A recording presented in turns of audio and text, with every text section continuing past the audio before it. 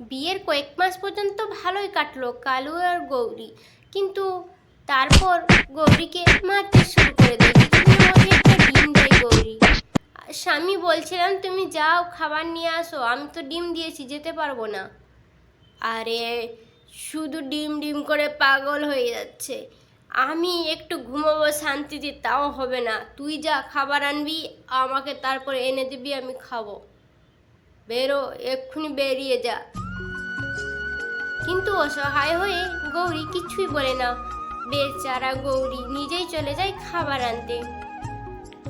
টুনি, আরে গৌরী এভাবে কতদিন চলবে?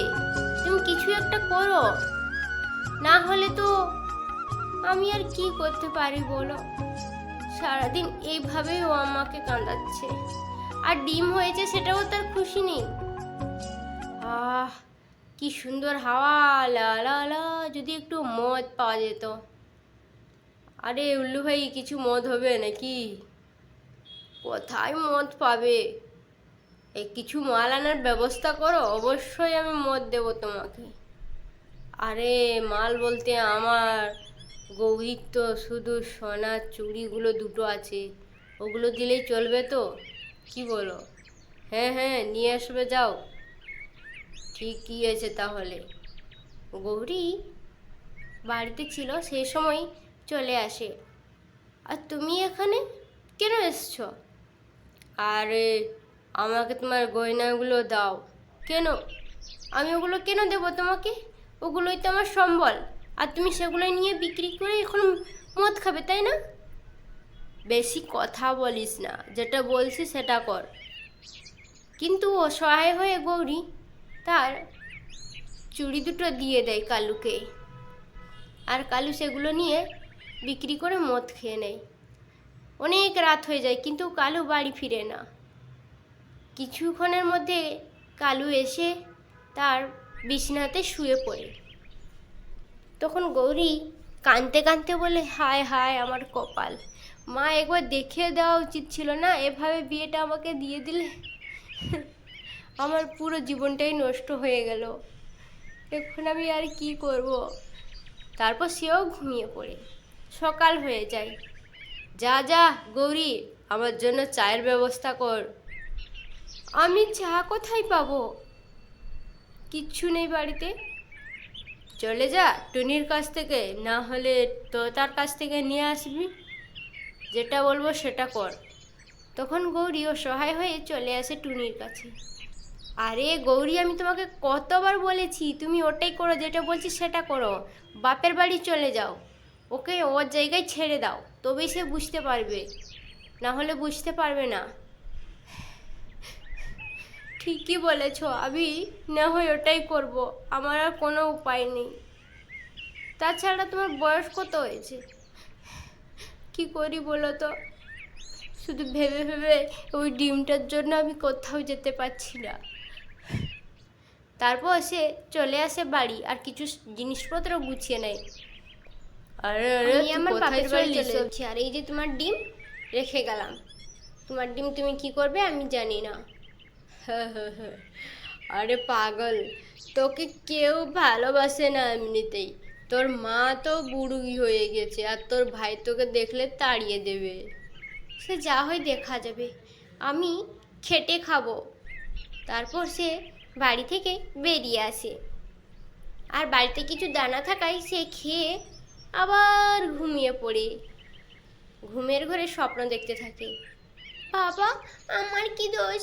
আমাকে কেন তোমরা বাইরে আনতে চাইছো না? আমি কি পৃথিবীর জগৎ দেখতে চাই না? আমাকে বাঁচাও বাবা, বাঁচাও। তোমার বাড়িতে কে কামায় কাঁদবে বলো আমি ছাড়া?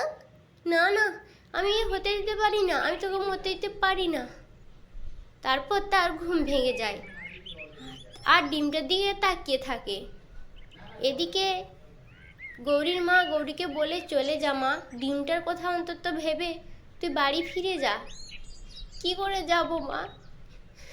ওই শয়তান কালুটার জন্য তো আমার মাথা খারাপ করে দিয়েছে, আমার খুব চিন্তাও হচ্ছে। তারপর সকাল হয়ে যায়। কালু ডিম নিয়ে চলে আসে টুনির বাড়িতে। টুনিকে বলে, টুনি বোন আমার, একটু আমার ডিমটাকে দেখে রাখিস প্লিজ। গৌরী তো তুই জানিস বাড়ি ছেড়ে চলে গেছে, আমার আর করার কিছু নেই। তাহলে আমি কি করব কালুদা? তোমার মতন বদমাস কাকা আমি কোথাও দেখিনি। চলে যাও আমার বাড়ি থেকে, এক্ষুনি বেরিয়ে যাও। মনে ছিল না তোমার? যত সব, আমি রাখতে পারবো না। তখন অসহায় হয়ে কালু ডিম নিয়ে আবার তোতাদের বাড়িতে আসে। আরে তোতা ভাই, একটু বলো না, যদি তোমার স্ত্রী আমার ডিমটা একটু রেখে দেয়। আমার স্ত্রী তো বাড়ি ছেড়ে চলে গেছে, আমি ডিমটা নষ্ট দিতে চাই না, দয়া করো আমার উপর একটু। তোতা বললেও আমি তোমার ডিম রাখবো না, বুঝতে পারছো? যখন নিজের স্ত্রীকে মেরে বাড়ি থেকে তাড়িয়ে দিলে মনে, এখন তোমার স্ত্রীকে নিয়ে আসবে, যাও।